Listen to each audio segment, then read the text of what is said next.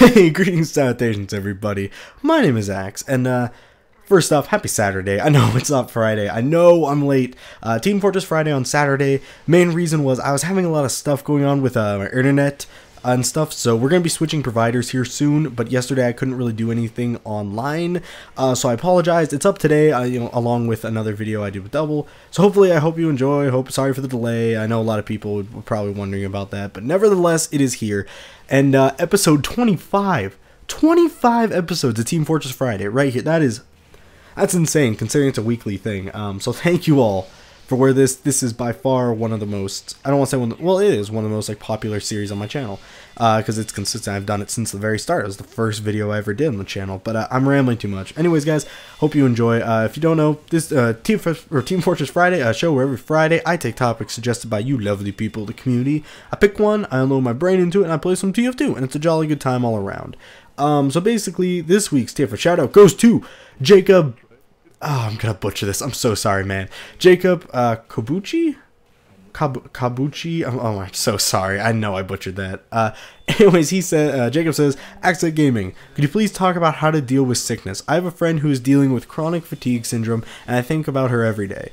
So I'm wondering if I'm wondering if you could please talk about dealing with a sickness in your life. Thank you. So I take this kind of two ways. I take this as one from the perspective of somebody in the sickness, possibly, but obviously from his point of view, how do you deal with somebody who is constantly sick in your life, kind of deal, like who's always feeling bad. And if you saw my Life is Weird video, I'm just saying, if you saw that, you heard about the stuff in my past.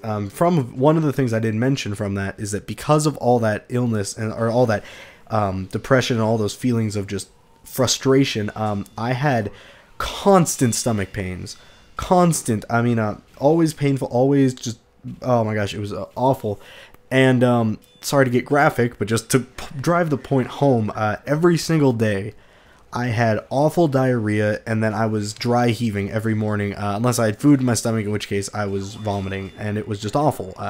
And also from the depression, I was chronically fatigued, so to speak. Not the same, thing, but to the point of where doctors kept thinking I had mono after testing me time and time again. So I know I kind of feel where she is, and I'm very sorry, because oh my gosh, that's all, being constantly tired like that, not just like, oh, I feel tired, like to be so, oh my gosh, it's like little tasks are suddenly mountains. But anyways, I'll just get to it. If you are the one with the sickness, do not use it as a handicap. Do not ever tell yourself this is now the best I can do. By the same token, don't expect yourself to be at full responsibility. You can't put the world on your shoulders, but don't fall into this kind of trap of sympathy. And I kind of did a bit. I realized it though, so I didn't like telling people I was sick, because when you tell somebody you're sick, especially if it's a chronic thing, there's a lot of sympathy though. Oh, I'm so sorry, how are you doing? And people are very kind to you and nice, and that can get addicting even if you're a very strong-willed person.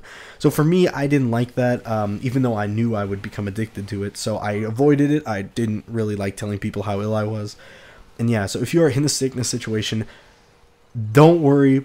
The best you can do, I mean, that is the best you can do, and never limit yourself and handicap yourself, and never let yourself fall into that trap of everybody feel sorry for me, because I had some amazing people I knew who kind of got that way, and they lost a lot of people in their lives because you can't, I mean, it just, after a while, it became ridiculous.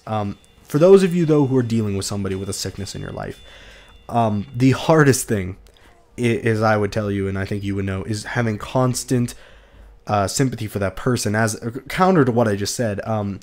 To constantly have to deal with this person on a set level, and to constantly have to cater to their illness, no matter how much they might mean to you, can become very difficult after a long period of time. At least for me it was. I mean, I can't speak for you, but I think, it wears and tears on you when somebody is constantly ill and stuff, and you just, if they weren't that way before, especially, it's very difficult to cope with all that. The one thing I have to say is that obviously it is not their fault unless they're milking it, in which case that is their fault. But if they're just trying to do what they do, they're going through so much more than they lead on, again, this is if people are being humble about it, not if they're being just total like, oh, I'm sick, feel bad for me. But it, like, for her, it sounds like in her case, she's trooping along doing what she has to do, and you feel, you know, sorry for her. You think about her all the time, which is pretty cool. But if that's you, just think of what that person means to you and the point of which it's gone, and always let them know that you are there for them in times of good and times of bad. You are always there for that person in this state, because for me, you know, there's a lot of embarrassment and being all like constantly ill, and there's a lot of guilt with it. You know, like I could never reach the level I was at with people again, and I just felt really bad, which I know people's like, you shouldn't feel bad, but I did. I felt guilty. I felt not myself. And so it was very comforting having some friends who wanted to be with me and who acknowledged me no matter what, and just were constantly there to make me feel better. I had one friend in particular during all this stuff that happened with me who was always wanting to do stuff, and I appreciated that very much. If they pull away, you know, I don't know how to tell you. That's going to be their journey to follow, but hopefully you can find and bring them back to you. So if you have somebody who's dealing with sickness, always be there for them, make that acknowledge, but you can't fix them. They're going to have to make decisions on their own in the end. And that's really all you can ask for, you know. You can only go so far. So anyways, everybody, thank you for this week's Team Fortress 5. If you have a topic you want to suggest, put in the comments below. If you see one you like it up so I can pick it. Anyways, guys, have an amazing day, have an amazing weekend. I shall see you all later. Bye-bye, and thank you.